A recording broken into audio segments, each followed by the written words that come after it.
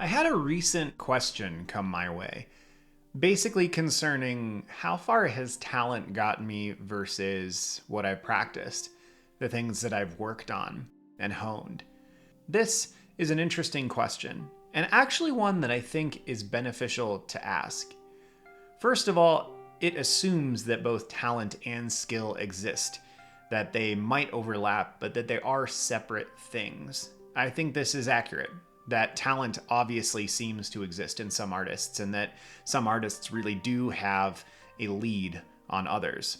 However, it also assumes that things can be learned through hard work and grit. And I think that is also accurate. In fact, I think that's more accurate to how most of us find our way artistically.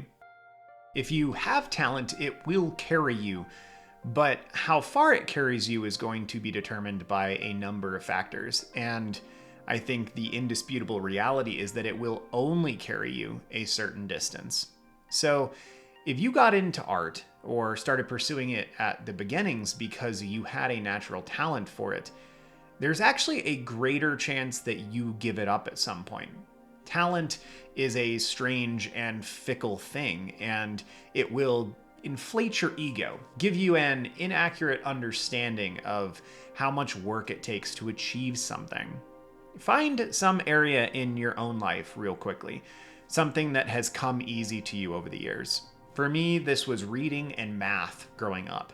They both came very easily, and I did not understand when people around me were struggling. Of course, I was very young, so most young people don't necessarily understand and empathize with other people's struggles, but I did not understand why it was hard for some people to read. Why some people didn't understand how fractions were actually way better than decimals because they're actually accurate. Those kinds of things were foreign to me. So find something like that in your own past if you can, and think about what that felt like.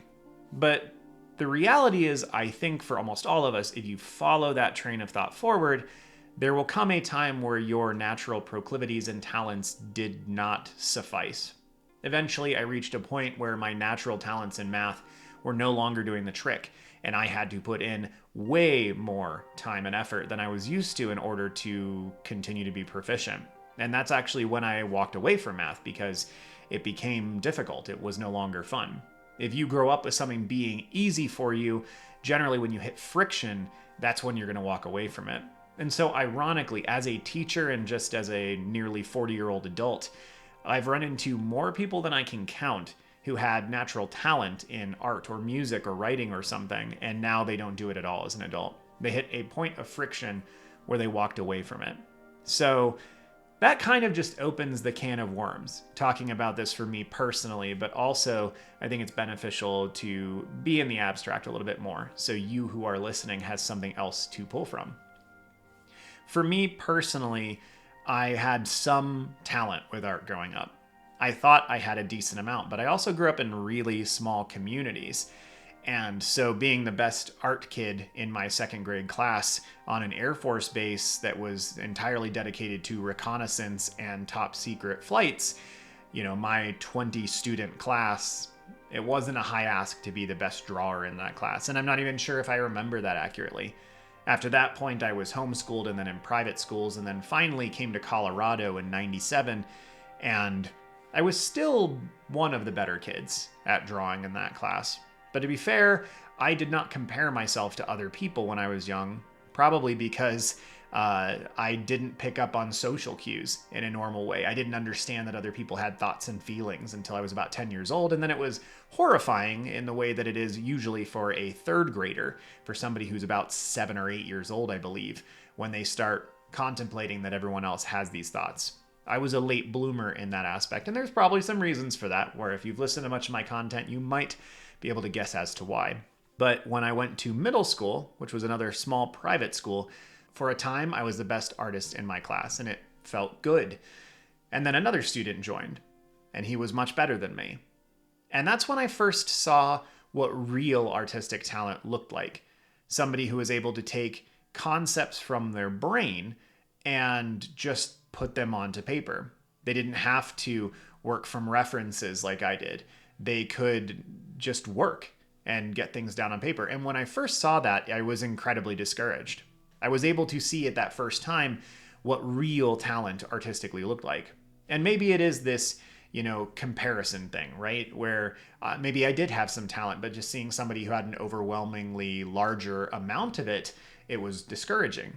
As I got to high school and was, part of a big school for the first time, I realized that there were a lot of people who were much better than me. That there were also a lot of people who were much worse than me or didn't put in the time like I did.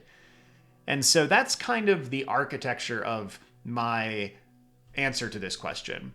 How I come to an ability to analyze the actual reality of where I think I stand and how my talent versus my skill and the things I've worked hard on have actually put me in the position I am today.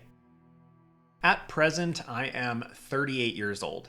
I finished high school, did a lot of art classes later on, and went to art school. Got a degree in graphic design and art education, and then I taught art and helped found a school, and I taught art for 11 years, all the way from kindergarten up through 12th grade, which is the last year of compulsory education here in the US. So I have a decent amount of experience and perspective to talk about this. And from that perspective, I would say that I am probably just above average when it comes to natural inbuilt artistic talent. If we were to break this down on a scale of percentages, for example, I am probably in the 60th percentile, maybe 65th percentile for my natural talent when it comes to art. And I feel comfortable with this. I have taught many people and worked alongside many people who are much higher on that scale. I don't know that I've ever met somebody who's a 100, but I have certainly worked alongside people who just metabolize art and learn new artistic things faster than you would believe. And generally, that's the sign of talent versus skill in how I look at it. You can't, when you run into a person the first time, know whether their artistic prowess is achieved by skill or talent, because you don't know what they've spent their time doing. However, as a casual observer and certainly as a teacher, when you expose a student to something that's totally new to them artistically, whether it's drawing from imagination, it's perspective, it's a new medium, maybe they've never painted before, maybe they've never done sculpture before, you can see in those moments, I think, much more accurately where their talent comes from. And so for me, when I run into a new medium, I almost always trip and fall because so much of what I do artistically is just learned. I have spent a lot of time analyzing things. And fortunately for me, most of the time when I learn something, I retain it. It stays in my mind for a long time. But this means that when I observe myself, if I come out of myself and then try to apply this same knowledge that I gained from observing people in art school and while teaching, I can see that I have some talent. I tend to wrap my head around things pretty quickly, but most of what I do artistically is learned and memorized. And I have taught some students that I gave a new thing to 6 or 7 years in a row, and they just devoured it. And sometimes these kids came from a background where they had never drawn or painted before they came to my class. So for me, I think that talent helped me get started. I was in a fortunate situation where I wasn't overshadowed by people when I was starting to learn how to draw. I wasn't comparing myself to others, and fortunately my parents and teachers didn't compare all of our work that they were observing. So I was in a protected scenario where I was able to contemplate and draw and paint and enjoy myself and build up a skill set before I was thrown to the wayside by my own comparative structures. And that's what happens to a lot of people, I think, is they start at some point. In elementary school or middle school, they look around, realize that they're not the best in the room, and a lot of people give up then. The reality is that you are never going to know when you look at another artist right away whether they built their skills via talent or by skill. And it doesn't really matter. For me, I had to come to terms with the fact that I don't have a ton of artistic talent. And this was actually after I'd been teaching for a long time. And I kind of came to the conclusion, unfortunately, that I was going to be relegated to teaching. That was my artistic role, to help shepherd and steward the next generation of artists, because I was not going to be able to achieve these things on my own. I no longer believe this, but there was a several-year period where that was how I thought about art. And I have to admit, it was pretty difficult.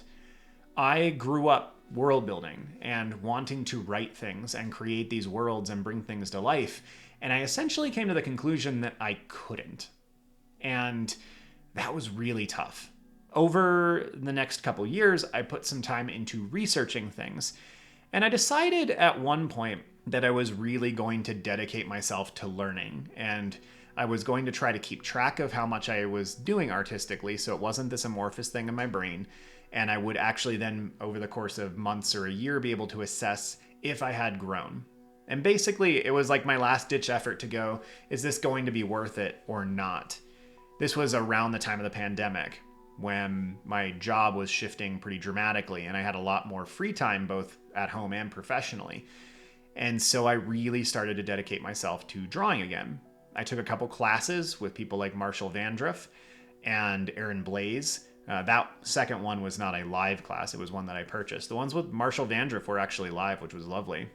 And that really reinvigorated me. But I found over the course of a couple months, it was the time that really had a strong impact. The classes were cool. It was a community. It was some accountability to get things done.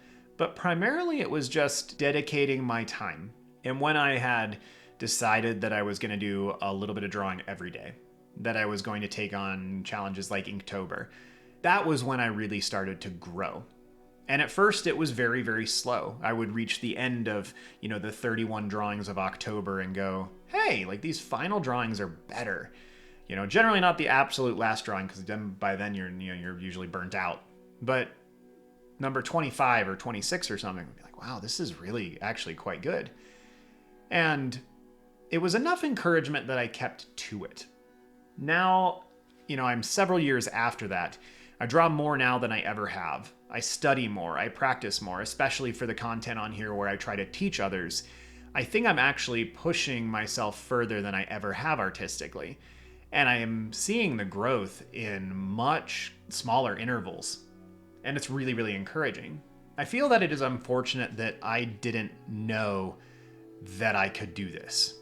That I had convinced myself or had been able to be convinced by the world around me that talent exists and it's a defining factor.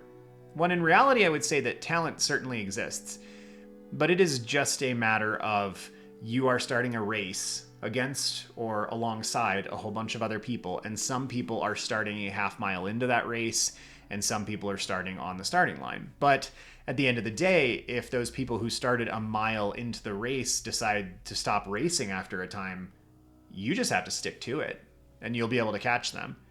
And no, it's not really a competition, but I think that the metaphor actually holds. It's almost this silly, slow and steady wins the race thing, which is totally farcical. I don't like that fable, because really it's the rabbit's hubris that screws him over. The hare's hubris, my daughter would correct me. It's just about keeping moving. Talent, you can't account for. You don't control, so don't worry about it. It exists, but if you don't have it, or you don't think you have it, or you do have it and you don't think, it doesn't matter, because it's only going to carry you so far. So try to just basically disregard it and just start moving. After all, you're going to learn things and accomplish things artistically by your forward progress. In my life, I feel like my talent got me started, and it was beneficial to me. It's not beneficial to everyone. In fact, a lot of people who start with natural talent, it's actually to their deficit, from my observations as a teacher. So if you feel like you lack artistic talent, you might be in a more beneficial place to keep moving forward, to keep learning, because hopefully you can limit your hubris, limit your ego, and your ego won't be threatened by not being good at something right off the bat. The nice part is, if you practice things, not just draw, but like you practice drawing, you focus on specific things, specific skills that you want to get better at, you will grow. It's really hard to anticipate how quickly you will grow. And I really do believe, though, if you are actually practicing, you are implementing things, you are challenging yourself, you're drawing stuff that you have to sit down and think about because it's hard, because you don't know how to solve that problem. You fail at it, you find some resources, you look up how other people solve those problems. If you do that, you will grow. I really do believe that. I've seen it in myself, I've seen it in other artists.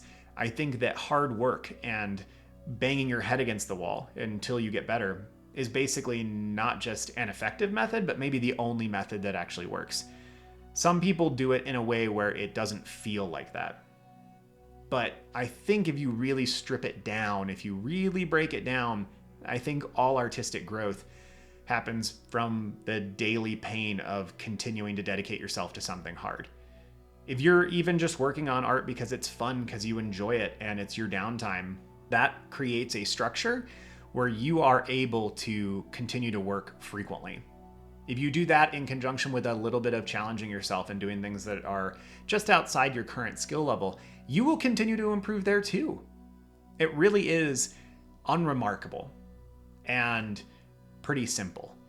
And I think that's part of the reason why it took me so long to realize it, because I wanted it to be more complicated. Maybe I wanted to be special. And at the end of the day, I realized that I'm not special, and neither is learning art. It's just work. And if you can find a way to enjoy that work, all the better. But it's just work. So talent gave me a jump start, I think.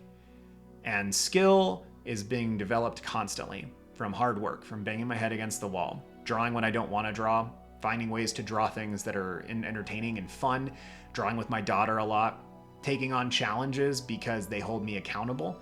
This is how I do it. How do you do it though? Well, as always, thanks for listening. Very curious about your thoughts on this one, as this is quite a personal thing. So I'm curious where you think you are on that spectrum of talent versus skill. Which one has been more important in your journey? Do you find that you or someone in your life has that talent struggle where things came easy to them and then when challenges ensued, they had to walk away, or they chose to walk away, or they've buckled down and done it anyway? I'd love to hear about it. Thank you to my patrons who are on the screen right now. If you want to check out my Patreon, it's linked below, along with the Discord server. The Discord server is totally free. It is just a lovely little community, and I would encourage you, if you don't have an artistic community, to at least check it out. Have a good one, y'all. See you soon.